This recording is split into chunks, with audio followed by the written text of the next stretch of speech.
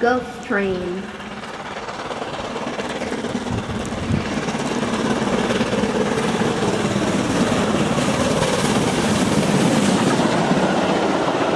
Every year on the date of the accident, it runs again, plunging into the gap, shrieking like a lost soul. Percy, what are you talking about? The ghost train. Driver saw it last night. Where? Asked Thomas and Toby together. He didn't say, but it must have been on our line. He says ghost trains run as a warning to others. Oh, he went on, it makes my wheels wobble to think of it. Pooh, said Thomas. You're just a silly little engine, Percy. I'm not scared. Thomas didn't believe in your ghost, said Percy next morning. His driver laughed. Neither do I. It was a pretend ghost on television.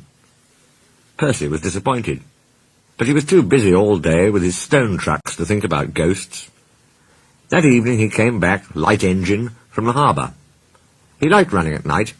He coasted along without effort, the rails humming cheerfully under his wheels, and signal lights changing to green at his approach. He always knew just where he was, even in the dark. Crow's Farm Crossing, he chunted happily. We shan't be long now. Sam had forgotten that Mr. Crow wanted a load of lime taken to 40-acre field. When he remembered, it was nearly dark. He drove in a hurry, bumped over the crossing, and sank his cart's front wheels in mud at the field gate. The horse tried hard, but couldn't move it. The cart's tail still fouled the railway. Sam gave it up. He unharnessed the horse and rode back to the farm for help. There's still time, he told himself. The next train isn't due for an hour. But he'd reckoned without Percy.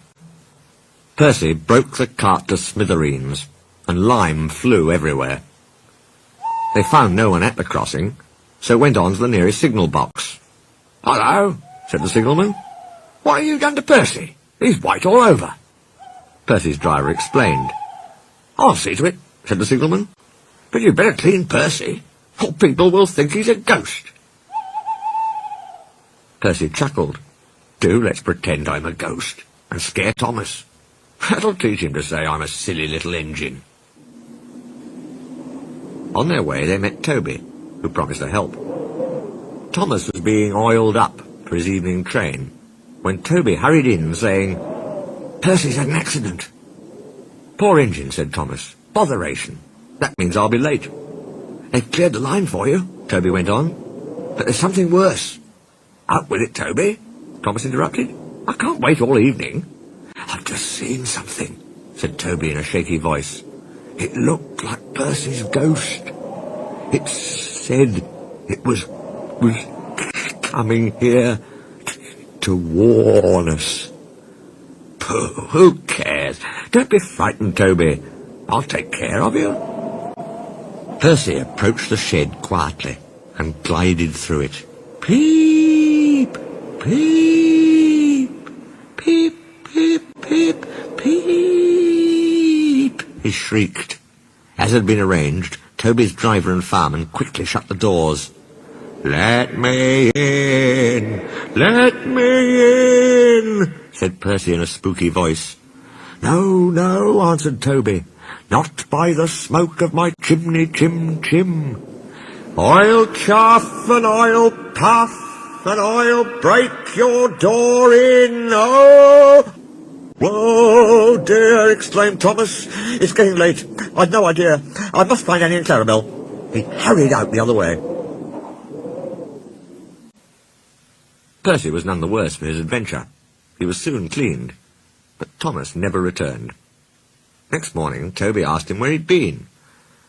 "Oh, well," said Thomas, "I knew you'd be sad about Percy, and I didn't like to intrude. I slept in a good shed, and he went on hurriedly. "Sorry, I can't stop. Got to see a coach about a train." And he shot off like a jackrabbit. Percy rolled up alongside. "Well, well, well," he exclaimed. "What do you know about that?" "Anyone would think," chuckled Toby, "that our Thomas had just seen a ghost."